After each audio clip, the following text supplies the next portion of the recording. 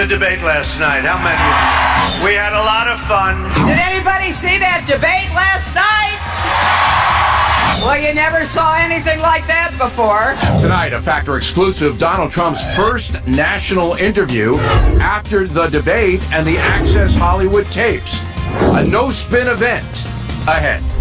Jesus is in the church, and Jesus is life. Looks like a split developing between religious Americans over Donald Trump. Talking points, we'll deal with it. Dumb and disrespectful. Also ahead, Supreme Court Justice Ginsburg heavily criticizing Colin Kaepernick and other athletes for disrespecting America. Caution. You are about to enter the no-spin zone. Factor begins right now.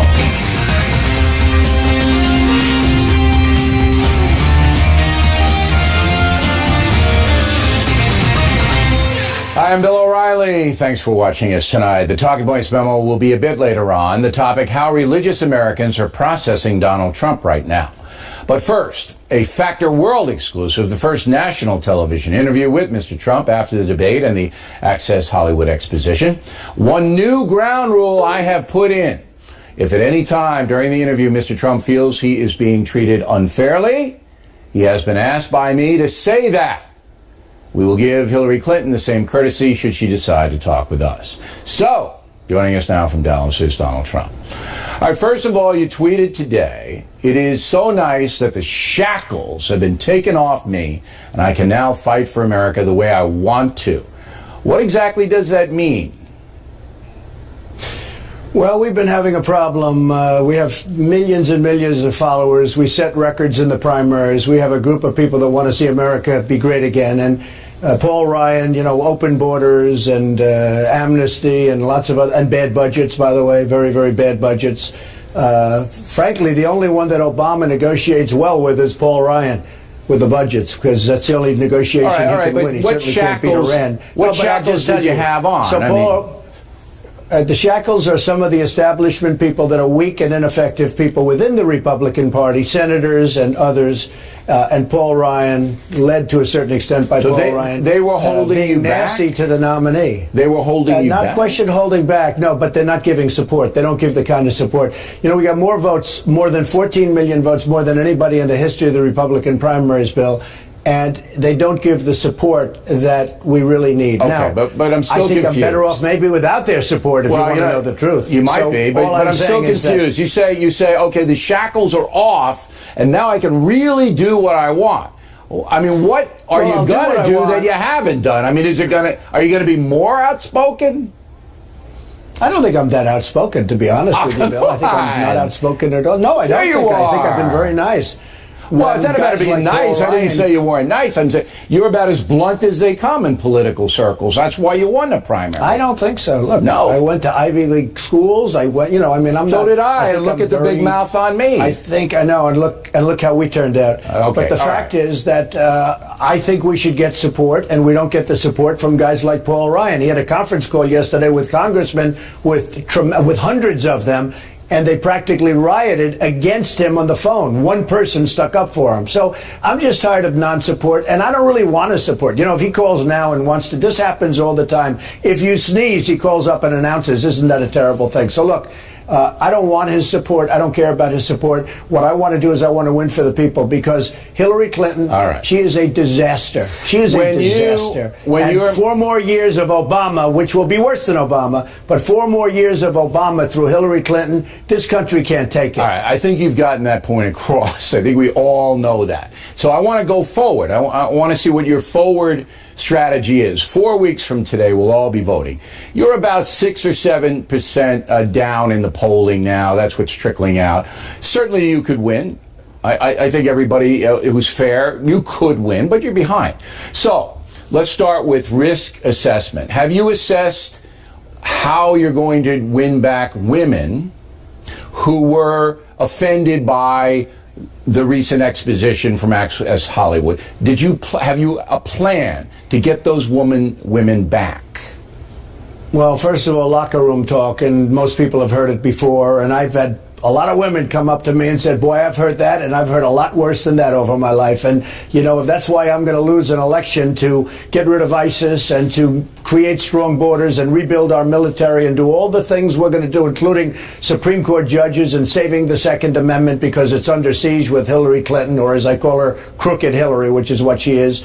If that's what's going to take to lose an election, that would be pretty sad. Then I have to go back to my other life. But I'll tell you what, I think we're going to win the election, Bill. I think we're going to win the election. People are tired. People are tired of Obama and they're tired of Clinton. Okay, you're going to stay the course of what you've been doing. You're not going to add anything new, any targeting commercials, any special speeches? We already have one. No, we have a great commercial that went out today. I'm right now in Dallas, Texas. I'm flying to Panama City, Florida in just a little while as soon as I'm finished with this.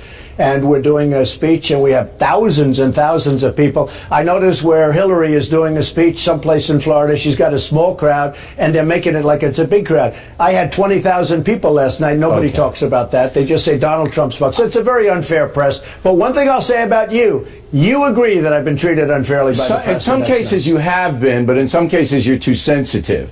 But if you are treated unfairly, and we do have a talking points memo tomorrow that will prove some of that, and you'll be very interested to see what we've come up with. But let's, again, women are the key to this. You're winning with men, all right? And I think you will continue to win with men. But women, you're behind. With men big. But you're behind with women. Are you going to target? I'm not sure I believe it. Whether you believe it or not, that's what the polling says. Yeah. Do you have any plan to speak to women directly or to target them with ads or anything like that? I do, but what women want, we do the child care program that really Ivanka wanted very, very much. My daughter Ivanka wanted it, and I agreed with her 100%. But what women want is they want secure borders, they want safety, they want law and order, they want a police department that's allowed to do its job, they want justice for all, they want a lot of things that everybody else wants, and Hillary Clinton can't do it. She's been doing this stuff for 30 years, and she's failed every single time. I mean, you look at her tenure in New York State, it was a disaster. She's failed at everything she's ever done, including, by the way, ISIS. She created ISIS, in a sense, because of the vacuum left by the way they got out of the war. It was an Obama policy, but remember, it's when you're Secretary of State, I'm not making excuses, you're working for the boss. So now, you are a man, let's get back to... Hold it, Bill. Yes. You said I could interrupt. Yes, okay, go just ahead. one time. Yeah. I hope to not do it again. Just so you understand, there was no ISIS when Hillary Clinton came along. Of course I understand that. The way they got out of Iraq, so there was no ISIS, so they were in no countries. Now they're in 32 countries all over the world, including, by the way, the United States Obama. big league. She has them coming in poor. No, it's also on her. She was Secretary of State. A little bit, but if you get elected president, you're going to tell your Secretary of State what to do, and they'll do it or you fire them. But I want to get back to Bill, she was there at the beginning. She was there at the proud birth of ISIS. I'm sure she was very proud of it. Well, she screwed up Libya too. Nothing. So she screwed Libya up Libya was her baby all the way. She screwed up everything. I mean, there's nothing she hasn't screwed up. Okay, all right. Now, your support. All right, so Ryan is gone. You attacked McCain today as well because he was mad about the tape thing. If you're elected McCain was interesting. you're going to you want to hear McCain? Guys. Well, I know you're going to wail on him. Desperate to get he was desperate to get my endorsement. I gave him the endorsement because he needed it for the primary, and frankly, he ran against a very, very good woman. I feel very badly I gave him the endorsement, but that's okay. All right, but he just didn't like my endorsement. He easily wins his primary. And then all of a sudden, he does the unendorsement thing. He didn't like the tape thing. He's never heard. I'll give me a break. He's never heard salty language before. John McCain, who has probably the dirtiest mouth in all of the Senate, has never heard. Right. He talked about lewd. It's lewd language. Can I ask a question, please? If you're elected president, you're going to need McCain and you're going to need Ryan. You're going to need these guys. They'll be there. They'll be there. I would think that Ryan maybe wouldn't be there. Maybe he'll be in a different position. But McCain will be there. They'll all be there. And you think they're going to all cooperate with you after you're trashing them? I get along. I know you don't believe this. Well, I get along with you for 20 years, so I guess I can get along with anybody, frankly. But to be honest with you, Bill, I get along with people. And I think you know that maybe better than anybody. I don't know what good it does. I'll get along with them. I don't know what good it does to trash people. You can say, I disagree, I wish they would endorse me, but to trash them, I don't know what that Good that does. Because he was begging for my endorsement. I People know, are calling, but his friends are calling. Be the and bigger then man. the first sign of a little bit of difficulty, he unendorses. All right. I wouldn't want to be in a foxhole with a lot of these people, that I can tell But you. McCain's a brave man. Including Ryan. He's a brave man, McCain. By the way, including Ryan, especially I got Ryan. that. Okay. Now, when we come back, we're going to hold you over. I want to talk about the debate. And I want you to be thinking about what in the debate got you angry and what you felt was most important for the American public. All right? So when we come back, we'll talk with Mr. Trump. We really appreciate his time. We know how busy he is. And later, the Talking Points memo on how religious Americans are seeing the presidential race right now. That's up ahead. I was in Dallas this evening. Okay, on the debate, think back. What's the most important thing you said in that debate? Well, I think a lot of things, but I would say the most important thing I showed in the debate, and as you saw, virtually everybody other than, some crooked polls said that we won the debate easily, was that Hillary Clinton, after being there for 30 years, has done practically nothing except talk. She won't do anything. All right, so that was the most important. She won't do anything. To me, that's the biggest thing. Okay. Because she talks about health care, child care. She talks about everything. But she never does anything. You look at the bills she passed, a few naming projects. She named a couple of buildings or a highway or something. She did practically nothing. Hillary Clinton has been there, and she criticizes and she says what she's going to do, but she never does anything. But she got some stuff. To be fair, after 9/11, she did a fairly good job representing New York and getting things in here that the families needed and the victims needed. But I want to go to... Well, she's not getting credit for much, I can tell you that. People think she was a lousy senator. She came in on the basis that she was going to fix upstate New York and create 200,000 jobs. And guess what happened? Everybody left. Okay. Now, Hillary Clinton, just putting aside the compliments that she gave your children and by extension you, did she say anything in that debate? And, try to be fair here. That impressed you? Anything? Did she have any point of view that was worthy? Well, I'm sure she said a couple of things, Bill. You're asking me about the debate. I don't think I was extremely impressed with her performance. One thing I will say, right after the debate, they left and they said, oh, Donald was in her space. I never walked near her. I was at my lectern, and all of a sudden she walks right over to me, stands right in front of me, and the next day I read that I was in her space. I watched Lazio lose a debate because he went over to her and stood over her and handed her years ago, I guess when they were running for Senate. Rick Lazio, nice guy, but he stood over and he took a lot of heat for that. So I smart guy. I thought it was a bogus issue. I said it last night. I didn't see. No, wait a minute, Bill. No, I said there wasn't any. She came into my territory.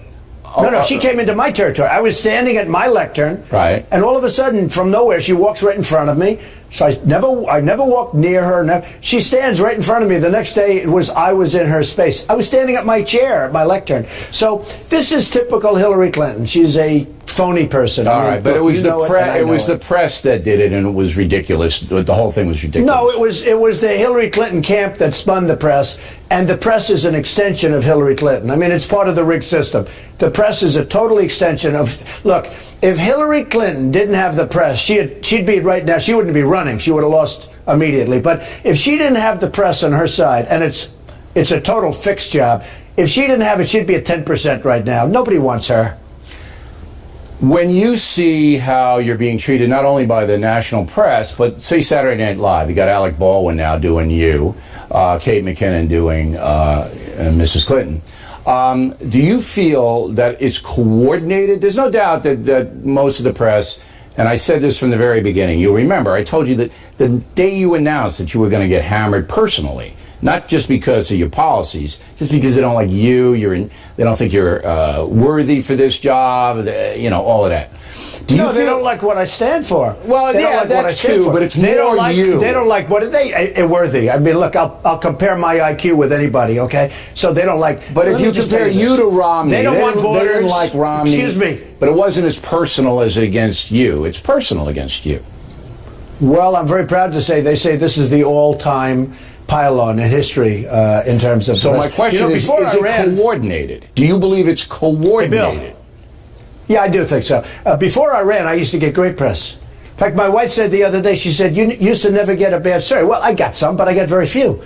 Now I have I can be on the front page of the New York Times in 3 different stories, and every one of them is a hit job.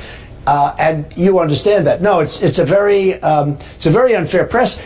But I knew it would be bad. I didn't know it would be this bad. I used to talk. I said, boy, am I going to get hit. Because I stand for strong borders. We have to strengthen up our country. We're not going to have a country if we don't have borders. And people are pouring across. By the way, ICE and the Border Patrol guards, Border Patrol agents, just endorsed me. 16,500 agents plus all of ICE. But you missed an opportunity. No, ICE was last week, Bill, just so you understand. You missed an opportunity because in the Wikileaks exposition, apparently Hillary Clinton said to a bunch of Brazilian bankers that she wants open borders. I thought you were going to hammer that all day long in the debate. You didn't. The problem is, Bill, I would hammer it, but the press doesn't pick it up. The press is hardly even talking about WikiLeaks. You know that. WikiLeaks is amazing, the stuff that's coming out. It shows she's a real liar. She said, well, you have to say to the public and you have to say to your donors different things, okay? The press doesn't even pick this stuff up. You look at, where have you seen it? They hardly write stories about it. by the Access Hollywood stuff. I mean, on Friday night, it wasn't overshadowed. Well, let me just tell you, on Friday night, just let me tell you, on Friday night, I'm sitting here doing live show. I got WikiLeaks all day long on my show. And then all of a sudden, an hour before airtime, this Access Hollywood thing explodes. So everybody's running around like this, bum, bum, bum, bum, bum, bum, bum, bum, and the story got buried. And so that's what happened on that one. Bill, they should be speaking about what's going on in WikiLeaks. Just today, just before I put this on and stood before your cameras, they have incredible stuff coming out even today. In fact, as soon as I'm finished, I'm going to read it, but it was incredible stuff. Yeah, it's you about pick it up. Fox picks it up, but nobody else is picking it up. Well, we report it. CNN, which is totally crooked, the Clinton News Network. CNN, first of all, their ratings are terrible. I don't know if you've seen their ratings. They're doing better because they're on Hillary's side and all of that. But you're right. I'm not going to dispute the fact that they're doing badly in the ratings. 80% of the press doesn't want you to win. And that's a lot, 80%. But you always have a forum here, and I think Fox News is giving you a fair shake. Would you say that's accurate? I would say, I would say Fox has been pretty good. Your guys in the morning have been fantastic. You've been fair. I wouldn't say you're the greatest, but you've been fair. I think Fox has been overall. No, you have some great people. Sean Hannity is a great person.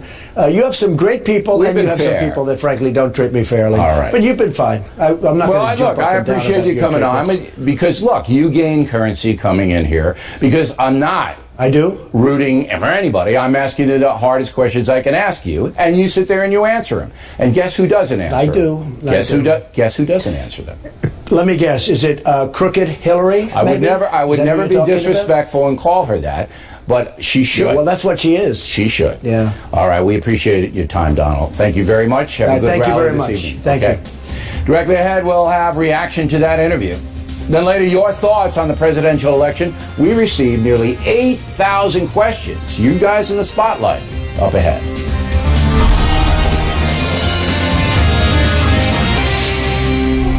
In next segment tonight, reaction to the Trump interview. Joining us from Washington, Heidi Prisbilla, senior political reporter for USA Today, and Lisa Booth from the Washington Examiner. All right, what was the headline for you in that interview, Lisa? I'm deeply concerned. I'm deeply concerned because he didn't... Well, he didn't go on the attack against Hillary Clinton. He's not running against the Republican Party. In fact, he needs the Republican Party. He absolutely needs the Republican National Committee to stay with him because he has no ground game or campaign infrastructure without them. So he absolutely needs the Republican Party. And my concern is he didn't talk about Hillary Clinton. He didn't lay out the indictment of Hillary Clinton, whether it was just even the most recent WikiLeaks information that has surfaced about what looks like a pay-to-play with a Haitian industrial park, or the fact that the Hillary Clinton campaign was seemingly coordinating with the White House regarding open records. The State Department, right, with open records information. The fact that Mr. Trump is attacking his own party is a major part of this campaign, Heidi. Because now you have a guy who's essentially running as an independent. It was a good part, and it was a good strategy, Bill, during the primary. And that is the whole problem, is that we are no longer in the primary. And I don't hear from Donald Trump any sense that he sees the need for a course correction and to come out with what is the general election strategy. He sounded just as intent to go after Paul Ryan and John McCain and other Republicans like them as he did to go after Hillary Clinton. And, you really hit at the central issue, which is the woman vote. And there, I sorry to say, I heard a little bit of denial about the fact that there was even a problem. You can't have it both ways. You can't boast about the polls and the primary and then say that they're garbage when they don't suit you in the general election. And that's kind of where we are. Clearly, Lisa, he believes that he'll win women over with the that he can get things done for everybody, not just women, and that Hillary Clinton's just a big phony and not going to do anything. I think the general aspect of that message is what he's going to rely upon. Well, and Bill, I think Donald Trump does best and could do better when he talks about the issues that voters care about. He does have a populist message that does resonate with Americans right now. And Americans want change. There's data points in both national polls and state polls to support the fact that they want big changes to politics, to the economy, and just at large. And so those are issues he can hit, whether it's talking about the economy, whether it's talking about trade, whether it's talking about immigration. I know, but the problem, Bill, is that he does worse when he goes off on these tangents, when he goes off attacking the Trump University judge, the Khan family, Alicia Machado, attacking the Republican Party. He could do better, and he could help, or he could potentially catch up to Hillary Clinton if he focuses on the issues Americans care about, but he gets too easily distracted, and that is his biggest flaw. Now, Heidi, your organization, USA Today, and the Gannett company in totality, has been accused of being very anti-Trump. Well, I think you're referring to our editorial board decision but also to not make an endorsement. Headlines on USA Today are very provocative against Trump.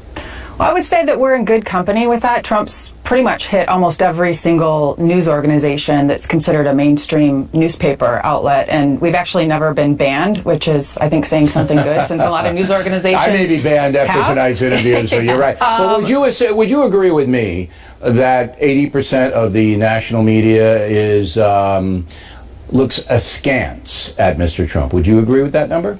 I think the media played a big role in building Mr. Trump up, and I do think that the media is piling on in terms of taking him down, but with the ammunition that he's been handing to them. He hands them ammunition, but as I mentioned tomorrow, Lisa, I'll give you the last word, we're going to do a talking points memo where we document now, we have it in writing, all of the sleazy deals that media people have made with the Clinton campaign.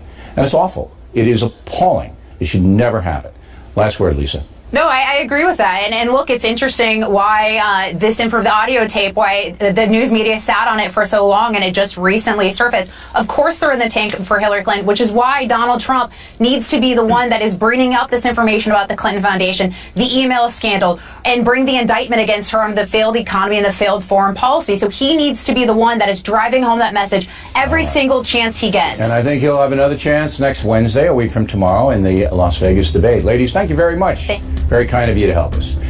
And two footnotes, we have a brand new BillO'Reilly.com poll for you. If the presidential election were held this week, who would win? All right, we'd like you to vote, BillO'Reilly.com. And also, you go to the website, we have a podcast on swing states, which you might find very interesting. Everybody can listen to that. Plenty more ahead as the fact that moves along this evening. Apparently, there's a split among very religious Americans over the presidential vote. We'll have a report. Then are some black Americans getting fed up with the Democratic Party not doing very much for them? I hope you stay tuned for those reports.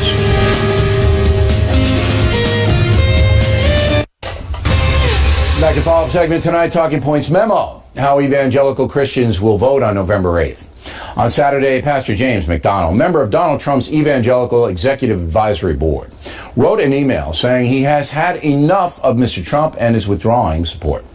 That off the Access Hollywood tape revelation.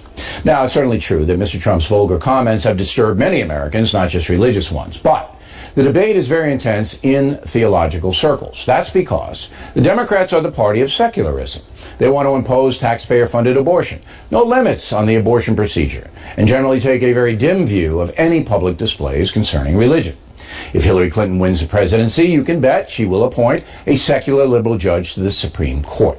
So religious Americans have a stark choice: rejecting a man with a dubious past on some social issues, including the treatment of women, or supporting that same man, Donald Trump, because he would uphold traditional religious tenets in the political arena.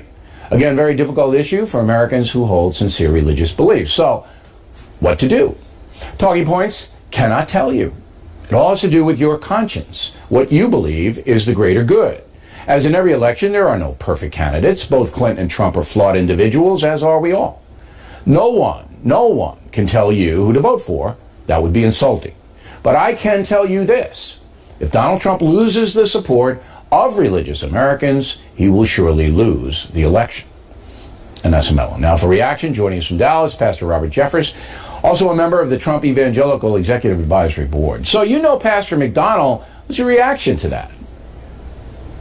Look, Pastor McDonald is a friend, and I think he's a good man, but I think he's wrong, especially to label Donald Trump or anybody as, quote, worthless. I mean, I can hardly imagine Jesus saying that. As you pointed out, we're all sinners who need a Savior. But, Bill, the real issue here in this election is it's a binary choice for conservative Christians between one candidate who is pro-life, pro-religious liberty, and pro-conservative justices of the Supreme Court, and the other candidate who holds exactly the opposite views on all of those issues. And to me, for a conservative Christian to stay at home and allow Hillary Clinton to become the president is unthinkable and inexcusable. All right. Now, just before we went to air, Pastor McDonald issued a blog statement saying that he's not going to quit the Trump campaign or whatever. So he's coming back a little bit from what he said. But what if I'm in your congregation in Dallas, and I come to you and I said, listen, Pastor, I got kids, I got a wife, they can't support this kind of conduct, personal conduct, and I mean, I'll stay home because I don't want to be a hypocrite. What do you say? Yeah. Well, what I would say is, I would say it lovingly, Bill, I would say, so you're going to support Hillary Clinton? No, they're going to stay home. I think character... They're going to say, because I think the turnout's going to be low. Yeah. I think, look, it's estimated that 3 million people didn't vote for Romney because he was a Mormon. So you got a lot of people just not going to show. Well, Bill, I will still maintain for a conservative to stay home who would normally vote conservative is to effectively cast a vote for the other candidate. And Bill, this is the issue that's getting lost in all of this. When people say they can't vote for Donald Trump out of character, are they really arguing that Hillary Clinton has a superior character? Here is a woman who destroyed 33,000 emails. She attacked the women whom her husband attacked, and she supports the hideous practice of partial birth abortion. How can anybody say she is more moral or has more character than Donald Trump? All right. So what I think is going on now is a lot of emotion swirling around the evangelical Christian community, because anything on tape is going to just rise right through the roof. Yes. So it's emotion.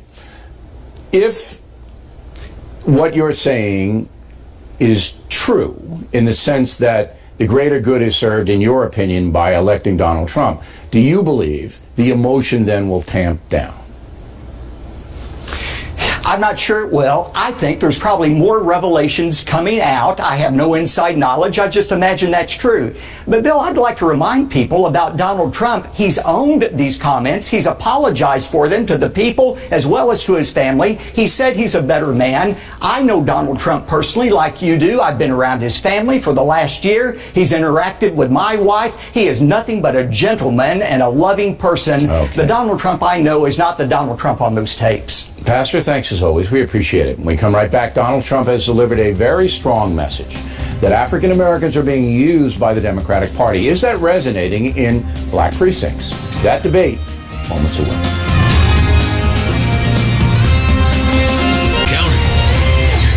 Thanks for staying with us. I'm Bill O'Reilly in the Campaign 2016 segment tonight. One of Donald Trump's favorite themes is that the Democratic Party uses black voters, but does very little to help them in real life.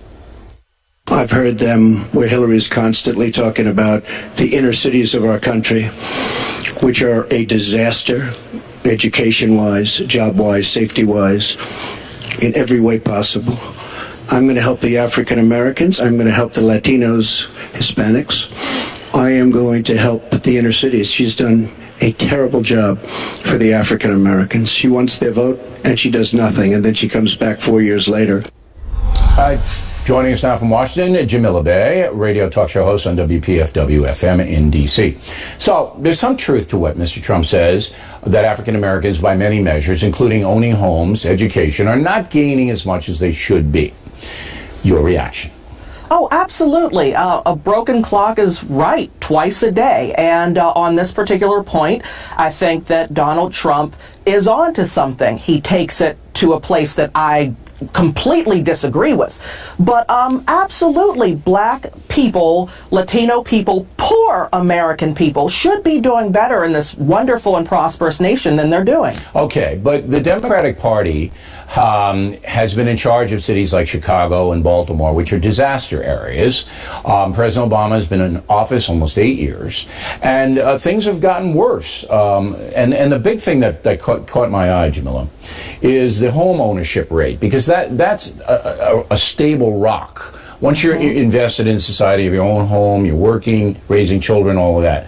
41.7%, all right, in the African American community, far and away. 71% for whites.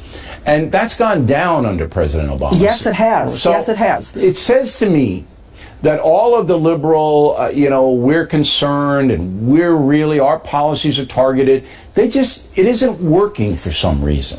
It's not working because when you had the banks get deregulated and you had these predatory lenders going into black communities, a lot of communities too. There are white folks I'm talking about too, but Trump conflates black with inner city, which is a problem. But for the purpose of this conversation, we're going to talk about African Americans who are in inner cities. You name Chicago, you name Baltimore. But when you look at the predatory lending practices, the redlining practices where black folks could not go anywhere else, and then they can't get insurance. The rates that they pay for mortgages were higher. The mortgages they were given. That is, though, because the economy had collapsed because there were so many loans going out to people who weren't able to pay them. That happened after the systems were put in place to put people in certain areas and prevent them from ever getting out. If a black family has a balance sheet and has money in the bank and has a stable position, just like a white, they can get a favorable mortgage because mortgage rates are at an all-time low. The problem is that African Americans, they're not prospering. And the stats, every stat says it. More unemployment among blacks, especially about young black men. I'm going to argue with you. Lower educational scores.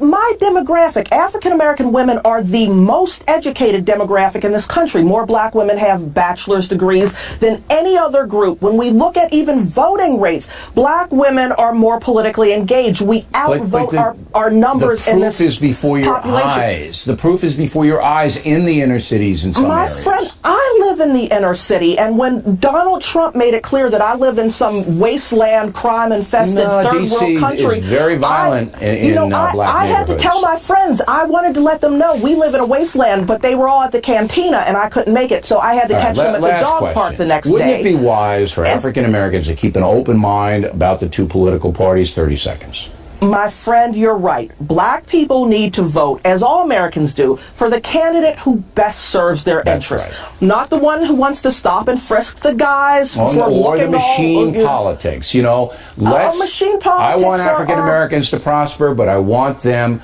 to listen to who is right. Listen to who is best. Make up your own decision. I'm glad I'm your friend. I appreciate you are my friend. Thank you for having me. It's a pleasure to have you on. And your campaign questions are next. Also, critiques of the Factor. Then, Factor tip of the day. Shocking statement by a Supreme Court justice. Right back. Back in the book segment tonight, the presidential campaign. We asked you to send us some comments and questions about what's going on between Clinton and Trump and about the Factor's coverage of it. About 8,000 emails rolled in last night. Here we go. Rhonda Dean, Belleville, Texas. If the media are going to be in the tank for Hillary Clinton, how do we get them to be honest about their positions? The public should know we are getting biased information. National media is never going to describe itself as biased, Rhonda. But if you look at the surveys taken, journalists freely admit in those surveys, because they're anonymous, that they support the Democratic Party and liberal tenets far more than the Republican Party and conservative thought. So all Americans who are paying attention should know the score. We don't really need the media to cop to it. Jeff Polyak, Phoenix, Arizona. I don't think Fox News covers the campaign fairly. When the Trump tapes came out, Fox focused more on them than on the Hillary email Wikileaks situation. So, Jeff, I was confronted, as I told Mr. Trump, the exact situation last Friday night.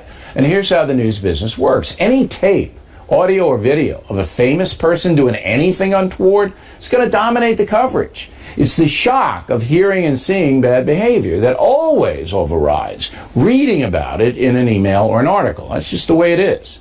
Now, to be accurate, I covered both stories, but the Trump thing engendered far more visceral reaction. Scott Ganella, Virginia Beach. Seems unfair that Hillary Clinton never agrees to come on Fox News, yet the network runs her campaign ads all day long. Should be a two-way street. Apples to oranges, Scott, to use a cliche.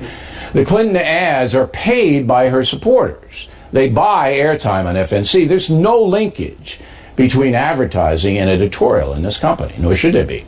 Now, Hillary Clinton's campaign has told my staff that she'll appear with us.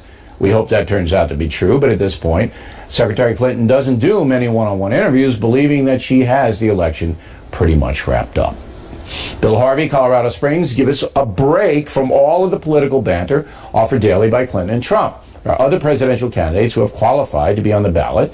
Let's hear their visions for America. Governor Gary Johnson and Jill Stein, the two alternate candidates, do appear occasionally on FNC, but voter demand for them is low, Bill. And it's the folks who decide elections. If I see Johnson or Stein gain some momentum, I'll report it, but at this point, they have not. Jennifer Nazarino, Las Vegas. I'm a Democrat who watches The Factor because I believe that you try to be fair to all sides, Bill. But I wonder why you are not on Trump releasing his taxes. We've discussed that with Mr. Trump more than once, Jennifer, but it's a merry-go-round. He's not going to release his taxes. He's going to say he's under audit, and when he's not under audit, he'll do it. Or when Hillary releases whatever, he'll do it. No matter what I say, that's going to be the reply. Now, as a journalist, I'd love to see his tax returns, but I understand why Mr. Trump's not going to release them, because the media would ram anything he releases right down his throat 24/7. Pat Bundy, Genesee Depot, Wisconsin. The Factor seems to be getting like the mainstream media. The guests you have are always liberal, like Charles Krauthammer. Number one, we try to balance the guests, but that depends on the day and what's happening. Number two, Dr. Krauthammer is as far away from a liberal as, say, John Voight. Matt Munn, South Lake, Texas. Bill, I believe your election coverage has been tough but fair and the best in the media. I do business in sub-Saharan Africa, so when I heard Trump being compared to third world dictators, I laughed. Those guys enrich themselves while in office. Who in America has done that? Allegedly done that, Matt. But your letter is perceptive. In this campaign, the hatred on both sides is on full display, but the media does have power. Therefore, we see a lot of lopsided analysis that sometimes veers into hysteria. We try here to balance that with sober coverage. Thanks to everyone who has helped with this segment. We'll do it again in a moment. In fact, the tip of the day, a shocking statement by a Supreme Court justice. The tip, moments away. Court justice stuns me in a moment, but first we have a great promotion going on BillO'Reilly.com because the film Killing Reagan will debut this coming Sunday night at 8 p.m. Eastern, repeat at 11 p.m. Eastern for U.S. coasters, and that's on the National Geographic Channel. We are offering everybody a huge bonus if you buy the book Killing Reagan and my new book Killing the Rising Sun. Together, you get a whopping 25% off them. Deals exclusively on BillO'Reilly.com. If you become a premium member or re-up on the website, you get any one of my books free of charge, including those two. One of them, your choice. Or a free DVD of Legends of Lies of Patriots just out today.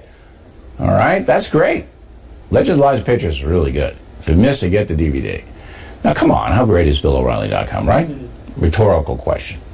No mail tonight because we did that in the previous segment. But we do have a factor tip of the day. Yesterday, Yahoo released a clip of Supreme Court Justice Ruth Bader Ginsburg talking to Katie Couric. What she said shocked me. How do you feel about San Francisco 49ers player Colin Kaepernick and other NFL players who have basically refused to stand for the national anthem? What do I think? I think it's really dumb of them. Would I arrest them for doing it? No. I think it's dumb and disrespectful.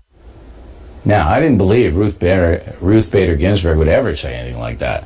I did not have an open mind about the woman based on her voting patterns over the years. But now, I'm sorry I wasn't more open-minded.